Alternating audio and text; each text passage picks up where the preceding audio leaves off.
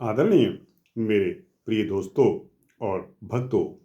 दोस्तों, जब कभी भी भक्त की परीक्षा होती है तो वह स्वयं या अपने रिप्रेजेंटेटिव्स के द्वारा अलग अलग रूप में आकर परीक्षा लेता है। दोस्तों, कौन भक्त अपनी भक्ति में कितना मजबूत है, कितना दृढ़ है, कितना संयम में है, यह सब पता लग जाता है।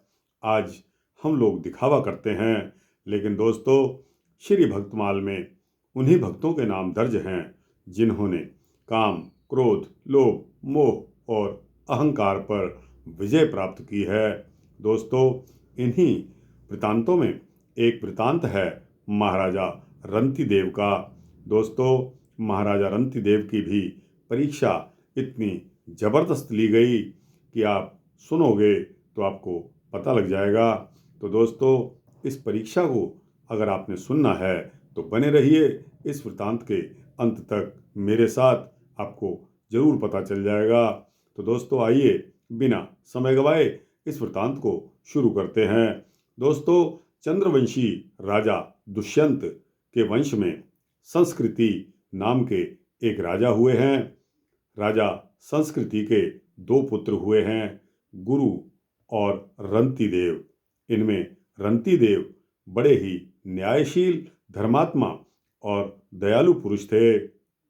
दूसरों की दरिद्रता देखना उनसे सहा नहीं जाता था। अपनी सारी संपत्ति उन्होंने दीन दुखियों को बांट दी थी और स्वयं बड़ी कठिनाई से जीवन निर्वाह कर रहे थे। ऐसी दशा में भी उन्हें जो कुछ भी मिल जाता था उसे दूसरों को दे देते थे और स्वयं कभी कभी भूखे ही रह जाते थे। दोस्तों, यह वृतांत इसी चीज को दर्शाता है कि एक बार रंतिदेव तथा उनके पूरे परिवार को 48 दिनों तक भोजन की तो कौन कहे, पीने को जल तक नहीं मिला। देश में घोर अकाल पड़ जाने से जल मिलना भी दुर्लभ हो गया था। भूख प्यास से राजा तथा उसका परिवार सब के सब मरणासन हो गए थे। 49वें दिन कहीं से उनको घी, खीर, हलवा और जल की प्राप्ति हुई। 48 दिनों के निर्जल व्रती थे तब उनका शरीर भूख से कांप रहा था, कंठ सूख चुका था, शरीर में उठने की शक्ति भी नहीं रही। ऐसी दशा में रंतिदेव भोजन करने ही वाले थे कि एक ब्राह्मण अतिथि आ गए।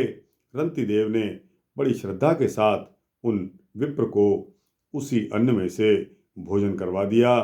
विप्र के भोजन करने के पश्चात बचे हुए अन्न को राजा ने अपने परिवार के लोगों में बांट दिया।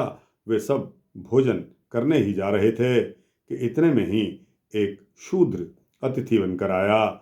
उस दरिद्र शूद्र को भी राजा ने आदरपूर्वक भोजन करवा दिया।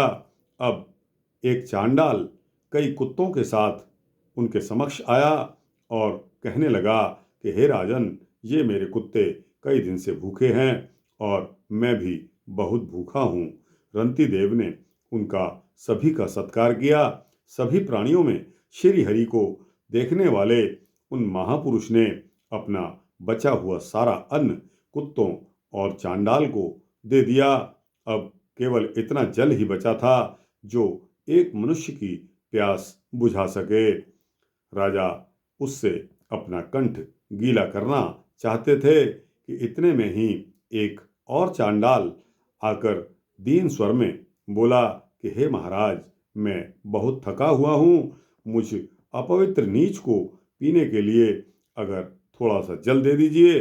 चांडाल बहुत थका हुआ था और प्यासा भी था। उसकी वाणी बड़े परिश्रम से निकलती हुई जान पड़ रही थी। तो दोस्तों, ऐसा ही हाल महाराज रंतिदेव का भी था। लेकिन रंतिदेव महाराज ने उसकी दशा को जब देखा तो राजा को उस पर दया आ गई।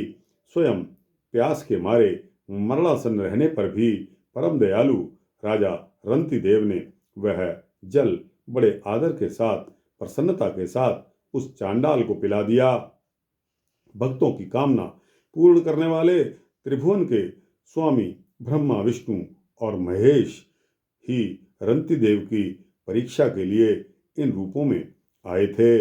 राजा का धैर्य जब उन्होंने देखा तब वे साक्षात प्रकट हो गए और राजा ने उनको प्रणाम किया, उनका पूजन और सत्कार किया। बहुत कहने पर भी रंतिदेव ने कोई भी वरदान उनसे नहीं मांगा। जैसे जगने पर स्वप्न लीन हो जाता है, वैसे ही भगवान वासुदेव में चित्त को तन्मय कर देने से राजा रंतिदेव के सामने त्रिगुणमयी माया लीन हो गई। रंतिदेव के प्रभाव से उनके परिवार के लोग भी नारायण परायण होकर योगियों की परम गति को प्राप्त हुए। दोस्तों, यह तो वृतांत था, लेकिन भक्तमाल के टीकाकार जो श्री प्रियादास जी महाराज रंतिदेव की उपयुक्त कथा का निम्न कवित्व में कुछ वर्णन अपने शब्दों में इस प्रकार करते हैं। अहो रंतिदेव नृप संत दुष्यंत वंश अति प्रशंस सो आकाश वृत्ति लई है। अहो रंतिदेव नृप संत दुष्यंत वंश अति प्रशंस सो आकाश वृत्ति लई है। भूखे को न देख सकें आवे सो उठाए देत नेत नहीं करें भूखे देह छीन भई है। भूखे को न देख सकें आवे सो उठाए देत नेत नहीं करें भूखे देह छीन भई है। 48 दिन पीछे जल अन्न आयो दियो विप्र शूद्र नीच स्वान यह नई है।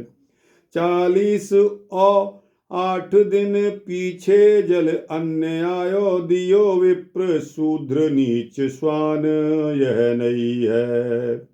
हरि कौन हारे उन माझ तब आए प्रभु भाए जग दुख जिते भोगों भक्ति छई है। हरि कौन हारे उन माझ तब आए प्रभु भाई जग दुख जिते भोगों भक्ति छई है। तो दोस्तों, भक्तमाल के टीकाकार श्री प्रियादास जी ने अपने कवित्व में कुछ इस प्रकार वर्णन किया है। दोस्तों, यह महाराज रंतिदेव के बारे में जो अपना सारा भोजन उन्होंने दान दे दिया और खुद भूखे रहकर भी संतोष व्यक्त किया, उनके बारे में आपने यह वृतांत सुना। आपको कैसा लगा? दोस्तों, भक्तमाल की कोई भी कथा आप सुनेंगे तो वह 100% सच्ची कथाएं हैं। दोस्तों, इस पर किसी का कोई शक शुबा नहीं होता। दोस्तों, यह वृतांत वास्तव में ही आपको अच्छा लगा होगा। मैं चाहता हूं कि इस वृतांत के बारे में आप अपने कमेंट सेक्शन में ज़रूर लिखा करिए।